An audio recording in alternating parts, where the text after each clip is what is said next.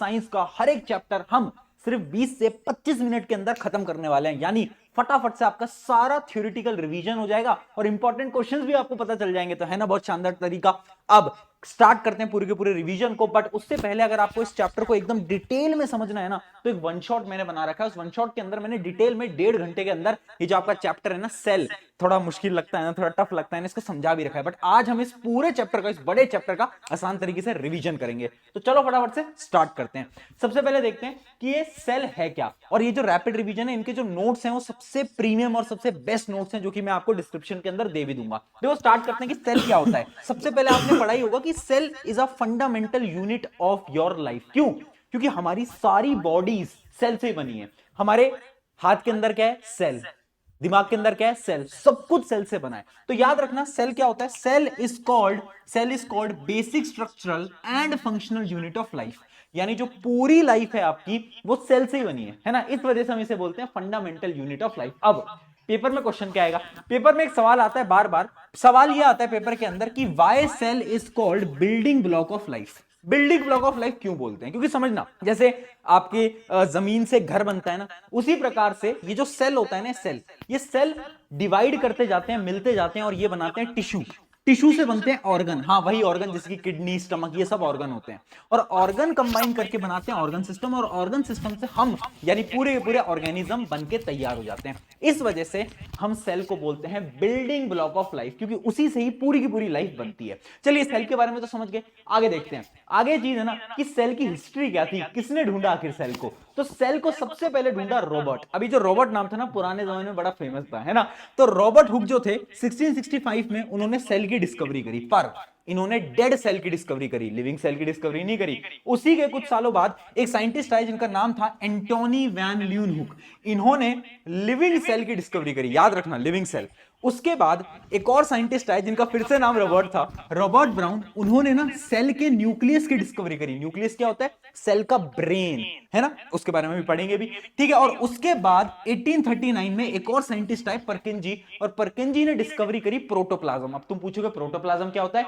Living part of the cell, यानी nucleus plus cytoplasm मिलाकर बनाता है प्रोटोप्लाज्म, ठीक है। उसकी डिस्कवरी करी परकिंजी ने। अब आता है अगले टॉपिक की तरफ। अगला टॉपिक क्या है कि सेल की जो पूरी की पूरी थ्योरी है वो क्या है। तो अब हम समझते हैं सेल थ्योरी। तो देखो सेल थ्योरी ना 3 साइंटिस्ट ने मिलकर दी। सबसे पहले आए कौन? सबसे पहले आए स्क्लेडन। स्क्लेडन ने ये बोला कि जितने भी पेड़ है ना, ये सारे पेड़ सेल के बने हैं, यानी और plants are made up of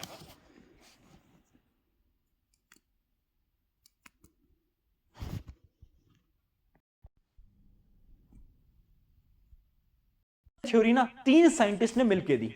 सबसे पहले आए कौन? सबसे पहले आए स्क्लेडन। स्क्लेडन ने ये बोला कि जितने भी पेड़ है ना, ये सारे पेड़ सेल के बने हैं, यानी और plants are made up of cell.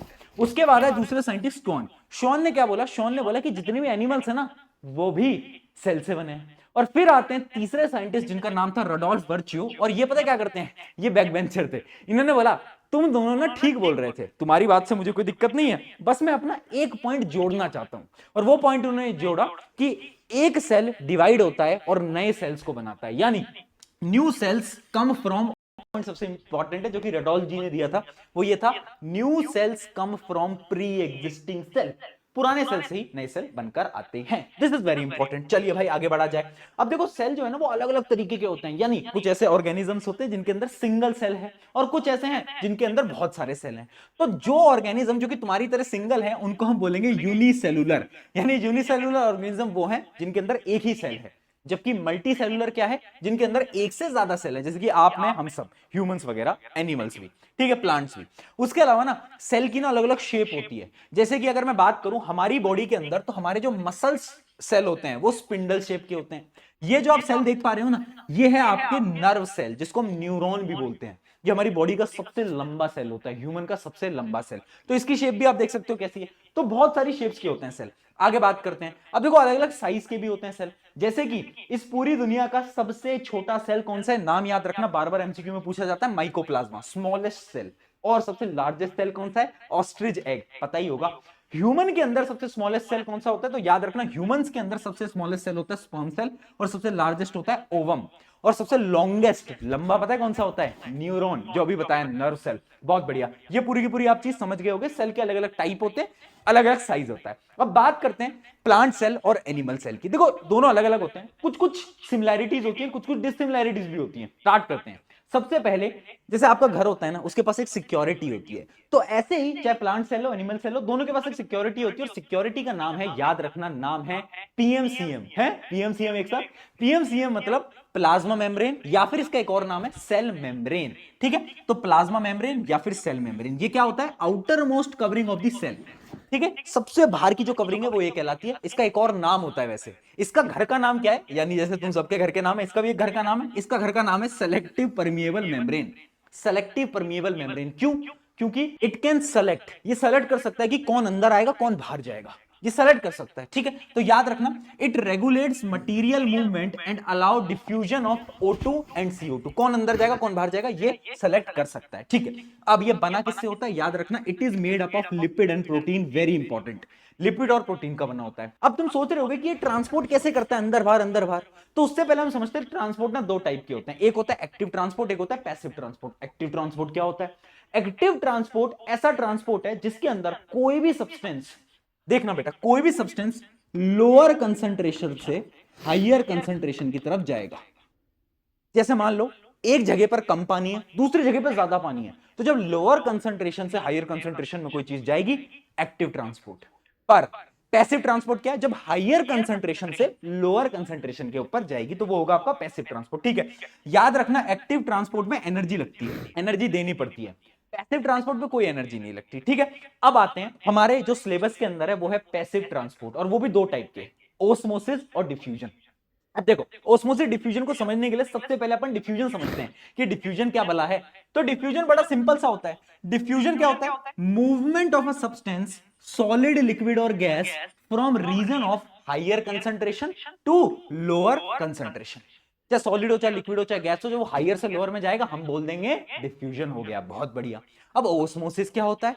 Osmosis ना मूवमेंट ऑफ ओनली लिक्विड, यानी सिर्फ लिक्विड का मूवमेंट होगा। और एक और इंपॉर्टेंट चीज होती है, डेफिनेशन पढ़ो, movement of water molecule through selective permeable membrane.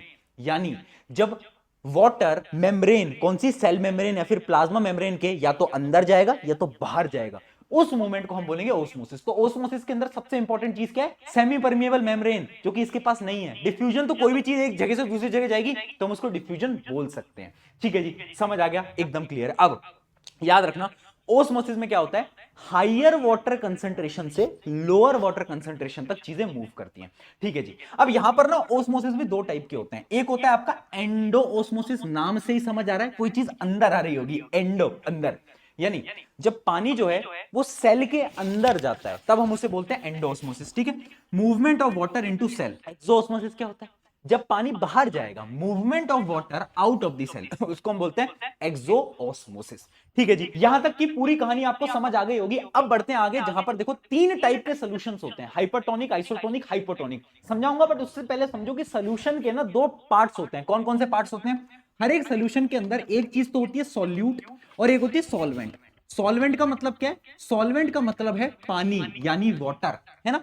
तो सॉल्वेंट होता है, सॉल्यूट होता है, और इसी से ही मिलकर एक सॉल्यूशन बनता है। अब समझना, हाइपरटोनिक कौन सा सॉल्यूशन है? ये एक ऐसे प्रकार का सॉल्यूशन है जिसके अंदर जो सॉल्यूट होगा वो ज्यादा होगा। क्या ज्यादा होगा? सॉल्यूट ज्यादा होगा। हाइपर, हाइपर यानी ज्यादा, क्या ज्यादा? सॉल्यूट ज्यादा। अच्छा, अगर सॉल्यूट कहीं पर ज्यादा है तो तुम खुद बताओ उसमें कम क्या होगा? उसके अंदर कम होगा सॉल्वेंट। क्या कम होगा? सॉल्वेंट कम है। याद रखना, ओस्मोसिस कहां से कहां होता है? हायर पानी से कम पानी तक ओस्मोसिस होता है। ये समझ गए? हाइपरटोनिक में क्या ज्यादा है? सॉल्यूट ज्यादा, सॉल्वेंट कम। हाइपोटोनिक उल्टा है, इसके अंदर पता है क्या होता है? इसके अंदर बेसिकली जो सॉल्यूट है वो कम होता है, और जो सॉल्वेंट होता है वो क्या होता है? इस सॉल्यूशन के अंदर सॉल्यूट कम है, सॉल्वेंट ज्यादा है।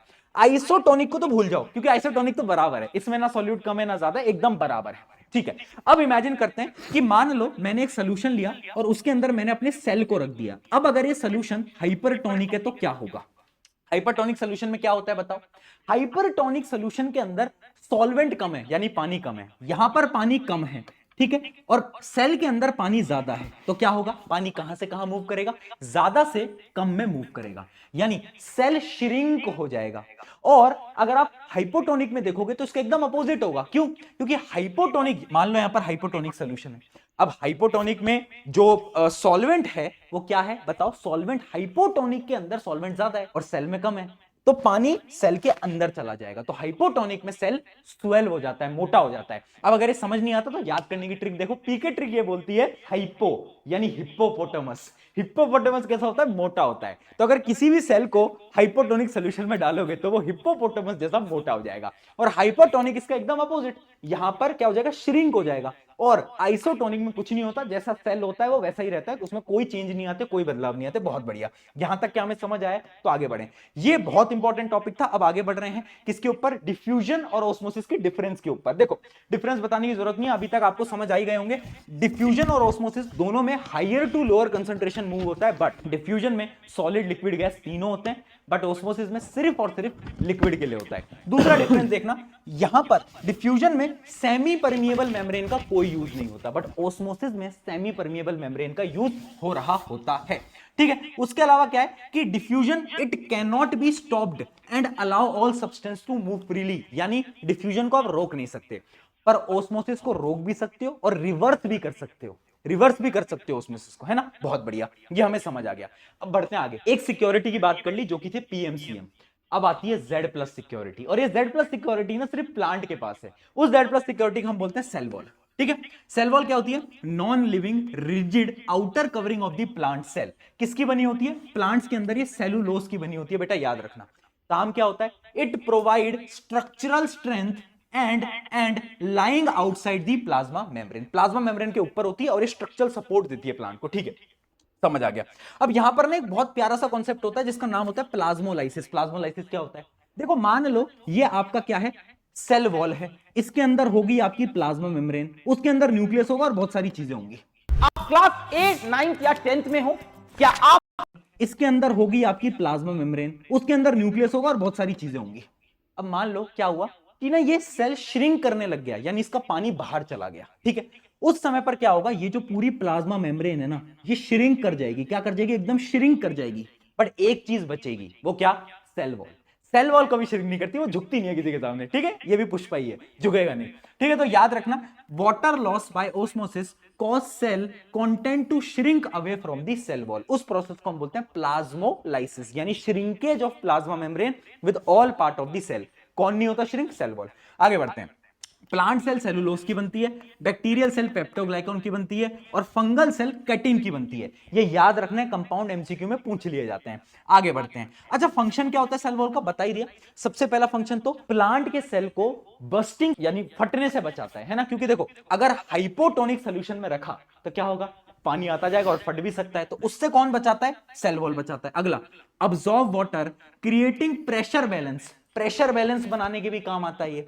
अगला देखो, enables plant fungi and bacteria cell to withstand environmental changes। जो प्लांट्स होते हैं वो मूव नहीं कर सकते ह्यूमंस और एनिमल्स की तरह, जिस वजह से ये जो प्लांट सेल के पास सेल वॉल होता है ना, ये इन्हें प्रोटेक्ट करता है इन्वायरमेंटल चेंजेस से। चलिए बेटा, बहुत बढ़िया, यहां तक की सारी चीजें समझ आ गई। आगे बढ़ते हैं। अब बात करते हैं न्यूक्लियस के बारे में।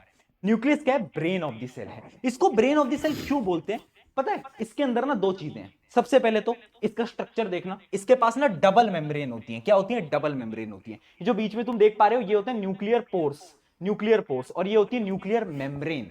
इसके पास खुद का लिक्विड होता है, उस लिक्विड को हम बोलते हैं न्यूक्लियोप्लाज्म। अब ये इतना इंपॉर्टेंट क्यों है, क्योंकि सबसे पहली चीज इसके पास होता है डीएनए। डीएनए क्या होता है, deoxy ribo nucleic acid. DNA का काम क्या होता है, DNA contains your genetic information, यानी आपकी आंखों का रंग कैसा होगा, बालों का रंग कैसा होगा, ये सारी इंफॉर्मेशन डीएनए के पास है। डीएनए कहां है, न्यूक्लियस में। इसलिए हम न्यूक्लियस को ब्रेन ऑफ द सेल बोल रहे होते हैं, या फिर कंट्रोल सेंटर बोल रहे होते हैं। ठीक है, अब यहां पर दो चीजें होती है जो कि तुम्हें पता होनी चाहिए, एक होती है क्रोमेटिन, एक होती है क्रोमोसोम। क्रोमेटिन क्या होती है, आपका जो डीएनए है ना ये थ्रेड लाइक स्ट्रक्चर होता है। तो जो थ्रेड लाइक स्ट्रक्चर है ना, और इसके साथ साथ बहुत सारा प्रोटीन भी होता है यहाँ पर, ये जो रैंडमली पड़ा हुआ है ना, इस पूरे मटेरियल को हम क्रोमेटिन बोलते हैं। ठीक है, और एक चीज होती है क्रोमोसोम। क्रोमोसोम क्या होता है, जब सेल डिवाइड होता है, जब सेल डिवाइड होता है तो ये जो रैंडमली ऐसे पड़ा हुआ डीएनए था ना, ये एक शेप बनाता है, ऐसी एक शेप बनाने लगता है ये, है ना। तो जब एक शेप बनाता है उस शेप को हम बोलते हैं क्या, क्रोमोसोम। तो याद रखना क्रोमोसोम क्या है, condensed form of DNA. DNA एक शेप में आने लगता है और जब वो बनाता है क्या, बहुत बढ़िया, क्रोमोसोम। चलिए बहुत बढ़िया।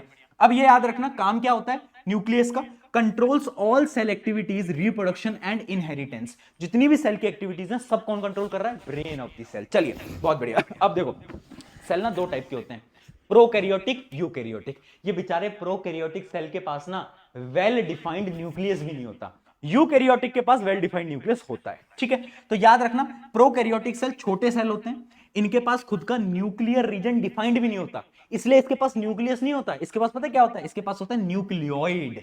न्यूक्लियस नहीं है, न्यूक्लियोइड। यूकैरियोटिक यानी हमारे पास अपना न्यूक्लियस भी है, कोई दिक्कत वाली बात नहीं है। अगली चीज, इनके पास सिंगल क्रोमोसोम होता है और इनके पास मोर देन वन क्रोमोसोम्स, बहुत सारे क्रोमोसोम होते हैं। अगली चीज, नो मेम्ब्रेन बाउंड ऑर्गेनेलीज, यानी अंदर बहुत सारे ऑर्गेनेलीज होते हैं ना, उनकी मेम्ब्रेन ही नहीं होती, बट यूकैरियोटिक में ऑर्गेनेलीज के ऊपर मेम्ब्रेन होती है। चलिए आगे बढ़ते हैं, अगला पार्ट देखो। अब आता है साइटोप्लाज्म। साइटोप्लाज्म क्या है, सेल के अंदर जितना भी लिक्विड कंटेंट है उसको हम बोलते हैं क्या, साइटोप्लाज्म, ठीक है भाई। अगला आता है सेल ऑर्गेनेली। सेल ऑर्गेनेली क्या होती है, बहुत सारी छोटी छोटी ऑर्गन टाइप की चीजें होती हैं सेल के अंदर, जिनका सबका अपना अपना काम होता है, ठीक है। Membrane bound structure in eukaryotic cell, याद रखना दैट परफॉर्म स्पेशलाइज्ड फंक्शन, ठीक है। अच्छा एक बड़ी इंपॉर्टेंट चीज है जो तुम्हें नहीं भूलना है, राइबोसोम। राइबोसोम ना एक प्रकार की ऑर्गेनेली है, पर ये प्रोकैरियोटिक में भी होती है, यूकैरियोटिक में भी होती है, दोनों में प्रेजेंट होती है, याद रखना इसका नाम बड़ा जरूरी है। और इसका काम क्या होता है, इसका काम होता है प्रोटीन सिंथेसिस। क्या होता है, प्रोटीन सिंथेसिस, प्रोटीन बनाता है। चलो अब आ रहे हैं अपन मेन ऑर्गेनेलीज को पढ़ने के लिए। अब देखो आपको याद कैसे रखना है, ऐसे याद रखना है कि आईफोन तुम्हें खरीदना है तो पहले सोचो आईफोन बनता कहां होगा, आईफोन बनता होगा फैक्ट्री में। सिमिलरली जो सेल की जो फैक्ट्री होती है उसको हम बोलते हैं एंडोप्लाज्मिक रेटिकुलम। क्यों, क्योंकि ये चीजें बनाती है, क्या बनाती है, लिपिड बनाती है, फैट बनाती है, प्रोटीन बनाती है, ठीक है। तो क्या है, लिपिड कौन बनाएगा, ईआर बनाएगा, एंडोप्लाज्मिक रेटिकुलम। प्रोटीन कौन बनाएगा, एंडोप्लाज्मिक रेटिकुलम। बहुत बढ़िया। तो इसका काम क्या है, ये फॉर्मेशन का इसका काम है। अब ना दो टाइप के एंडोप्लाज्मिक रेटिकुलम होते हैं, एक है रफ एंडोप्लाज्मिक रेटिकुलम RER और एक है smooth endoplasmic reticulum SER। RER rough क्यों है, पता है क्यों, क्योंकि इसके सरफेस पे ना राइबोसोम्स होते हैं। अब राइबोसोम का काम क्या होता है, प्रोटीन। तो ऑब्वियस सी बात है ये जो RER है, ये RER क्या करेगा, RER प्रोटीन बनाएगा, है ना। तो फिर स्मूथ क्या करेगा, स्मूथ बनाएगा लिपिड, ये प्रोटीन ये लिपिड। बहुत बढ़िया। अगली चीज देखो, इस पर राइबोसोम नहीं होते। अब पता है इसका ना एक और काम होता है स्मूथ एंडोप्लाज्मिक रेटिकुलम का, ये बहुत सारे हॉर्मोन्स भी बनाता है, तो it is also important for hormone production. जबकि रफ एंडोप्लाज्मिक रेटिकुलम कोई भी हार्मोन बनाने के काम नहीं आता। अगली चीज देखना सबसे important, smooth endoplasmic reticulum is crucial in detoxification. यानी अगर कोई भी बाहर का व्यक्ति नहीं, कोई जर्म्स बैक्टीरिया आ जाए तो ये निपटा देगा। इसके पास गोली वोली है, बंदूक है, पर RER बेचारा बिना बंदूक के है, इसके पास कोई बंदूक नहीं है तो ये निपटा नहीं पाता किसी को भी, ठीक है। तो it helps in no detoxification, detoxification में इसका कोई रोल नहीं होता। बहुत बढ़िया, समझ में आ गया। सारे डिफरेंसेस बहुत इंपॉर्टेंट है, बार बार पूछे जाते हैं। अगली ऑर्गेनेली आती है गोल्गी अपैरेटस। देखो आईफोन तो बन गया, अब तुम्हारे घर तक डिलीवर तो कोई करेगा, कौन करेगा, डिलीवरी पार्टनर। तो यही है डिलीवरी पार्टनर। गोल्गी अपैरेटस का काम क्या होता है, पैकिंग करना और डिलीवर करना। तो याद रखना इसकी डिस्कवरी करी थी कैमिलियो गोल्गी ने। Membrane bound vesicle arrange in stacks, इसका स्ट्रक्चर है package stores and modifies and transport protein. Main काम क्या है, पैकेज करना, ट्रांसपोर्ट करना प्रोटीन्स को। उसके अलावा इसका एक और काम है, ये क्या करते हैं, ये ना लाइजोसोम्स को भी फॉर्मेशन में काम आते हैं। लाइजोसोम्स क्या है, आगे बात करूंगा, लाइजोसोम की फॉर्मेशन में काम आते हैं। इनका निकनेम क्या है, निकनेम है ट्रैफिक पुलिस, यानी ये ट्रैफिक पुलिस है सेल की। आगे आता है लाइसोसोम। अब ये लाइसोसोम क्या है, अब देखो फैक्ट्री में अगर कोई चीज बन रही है तो गंदगी तो होगी, गंदगी साफ करने वाले घिया तो आते हैं, तो यही भैया है वो गंदगी साफ करने वाले लाइसोसोम। लाइसोसोम का काम क्या होता है, लाइसोसोम के पास डाइजेस्टिव एंजाइम है, यानी अगर कोई भी जर्म बैक्टीरिया आया ना तो उसको क्लीन कर देगा ये, ठीक है। तो याद रखना break down worn out cell parts, यानी जो खराब पार्ट्स हैं, जो वेस्ट है, उन सबको गायब कर देता है by the help of digestive enzyme. अच्छा इसका एक और नाम होता है सुसाइडल बैग। क्यों, क्यों, because they can burst and digest the cell itself. अगर सेल के अंदर कोई डिस्टर्बेंस होता है तो पूरे के पूरे सेल को खुद खा सकते हैं, इसलिए इसको हम बोलते हैं क्या, सुसाइडल बैग्स। चलो आगे बढ़ते हैं, वैक्यूल्स। देखो अब भाई अगर आईफोन बन रहे हैं तो कहीं पर एक्स्ट्रा आईफोन को स्टोर भी तो करना पड़ेगा, एक स्टोरेज भी तो चाहिए। उसी प्रकार से सेल के पास भी एक स्टोरेज होता है जिसको हम बोलते हैं वैक्यूल्स। क्या बोलते हैं बेटा, वैक्यूल्स। वैक्यूल्स क्या होता है, वैक्यूल्स ना प्लांट के अंदर तो बहुत बड़े हैं, एनिमल के अंदर बेचारे छोटे छोटे से होते हैं, ठीक है। प्लांट के अंदर वैक्यूल्स 50 to 90% स्पेस लेते हैं। इनका काम क्या होता है, इनका काम होता है स्टोरेज, ठीक है। तो याद रखना इनका काम क्या है, sugar, amino acid and protein की डिफरेंट डिफरेंट चीजों की स्टोरेज करना। किनका, वैक्यूल्स का। प्लांट के अंदर बड़े, एनिमल के अंदर छोटे। अच्छा प्लांट के अंदर बड़े क्यों हैं, ये तो तुमने सोचा ही होगा, मैं बताता हूं क्यों है। क्योंकि it provides turgidity and rigidity to the plant, यानी प्लांट को जो टफनेस चाहिए ना वो वैक्यूल्स देते हैं। इसके अलावा जो वैक्यूल की जो आउटर मोस्ट लेयर होती है उसका नाम होता है टोनोप्लास्ट। क्या होता है, टोनोप्लास्ट, ठीक है। अच्छा जो यूनिसेलुलर ऑर्गेनिज्म होते हैं, यानी सिंगल सेल जो ऑर्गेनिज्म होते हैं, उनके अंदर भी वैक्यूल होता है। और वैक्यूल का काम क्या होता है, स्टोर कंज्यूम्ड फूड, जो खाना कंज्यूम हो चुका है उनको स्टोर करना। Help expel excess of water and waste, जो वेस्ट पार्टिकल है उनको भी रिमूव करने के कौन काम करता है, वैक्यूल ही करता है, ठीक है जी। ये भी पूरा का पूरा हमें समझ आगे बढ़ते हैं। अब कहानी में आते हैं दो गुंडों की। अब दो गुंडे आ जाते हैं कहानी में। कौन है दो गुंडे, सबसे पहला गुंडा है माइटोकॉन्ड्रिया। देखो रस्ते से डिलीवरी वाला जा रहा था, दो गुंडे आ गए, माइटोकॉन्ड्रिया और दूसरा, बोलो बोलो बोलो, याद होगा तुम्हें, प्लास्टिड। बहुत बढ़िया, बहुत बढ़िया। अब इनको गुंडा क्यों बोल रहे हैं, सबसे पहली चीज इनके पास डबल मेम्ब्रेन है, बाकी सबके पास सिंगल, इनके पास डबल। दूसरी चीज they have their own DNA and own protein, यानी ये खुद का प्रोटीन खुद बनाते हैं और इनके पास खुद का डीएनए भी होता है, ठीक है। इस वजह से इनको हम गुंडा बोल रहे हैं। माइटोकॉन्ड्रिया क्या होता है, powerhouse of the cell. इसका मेन काम क्या होता है, ये एनर्जी फॉर्मेशन करता है। किस फॉर्म में एनर्जी को फॉर्म करता है, एटीपी, एडिनोसिन ट्राइफॉस्फेट, याद रखना है फुल फॉर्म भी। इस फॉर्म में ये एनर्जी को प्रोड्यूस करता है, ठीक है। Produce ATP, fuelling cellular activities and mechanical work. They have their own DNA and own ribosome. Ribosome क्या करते हैं, प्रोटीन बनाते हैं, ठीक है। समझ आ गया, एक गुंडे की कहानी समझ आ गई। अगला आता है प्लास्टिड। प्लास्टिड सिर्फ प्लांट में होते हैं, एनिमल में नहीं होते। तीन प्रकार के प्लास्टिड होते हैं, एक होता है क्लोरोप्लास्ट, एक होता है क्रोमोप्लास्ट और एक होता है ल्यूकोप्लास्ट। क्लोरोप्लास्ट आपने सुना ही होगा, जो ग्रीन पार्ट्स होते हैं ना लीव्स के, वो क्लोरोप्लास्ट की वजह से ही होते हैं। अच्छा क्लोरोप्लास्ट के अंदर एक सब्सटेंस होता है जिसको हम बोलते हैं क्या, क्लोरोफिल। क्लोरोफिल का क्या काम होता है, फोटोसिंथेसिस करवाना, यानी प्लांट्स अपना खाना बना पाते हैं इसकी मदद से। बहुत बढ़िया, ठीक है। क्रोमोप्लास्ट क्या होता है, जो आपने फूल पत्तियां देखी हैं उनका जो रंग देखते हो ना, लाल गुलाबी, मतलब ग्रीन को छोड़ के जो रेड येलो ये देखते हो, ये जो कलर होता है ना, ये क्रोमोप्लास्ट की वजह से होता है।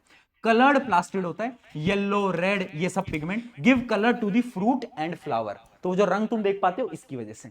अगला आता है ल्यूकोप्लास्ट। ल्यूकोप्लास्ट का काम सिर्फ और सिर्फ स्टोरेज का है, ठीक है। तो याद रखना, store starch, oil, proteins found in the roots and seeds. Roots और सीड्स के अंदर ये मिल रहा होता है, इसका काम स्टोरेज का है, ठीक है। ये भी हम समझ गए प्लास्टिड क्या होता है। तो कहानी यहाँ पे समाप्त होती है और आपको समझ आ गया होगा कि ये गुंडे क्यों है, क्योंकि ये डबल लेयर है, खुद का डीएनए, खुद के राइबोसोम्स। बहुत सही, चलो आगे बढ़ते हैं। अब आ रहा है इस चैप्टर का आखिरी टॉपिक, जो कि है सेल डिवीजन।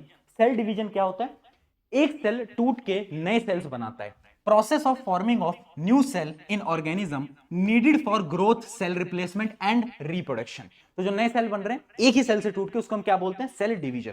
सेल डिवीजन दो टाइप का है, एक है माइटोसिस, एक मियोसिस। देखो माइटोसिस यानी इसमें टू आ रहा है, टू, टी से क्या आ रहा है, टू, यानी इसमें क्या होगा, एक पेरेंट सेल, देख पा रहे हो, एक पेरेंट सेल दो डॉटर सेल में टूट जाएगा।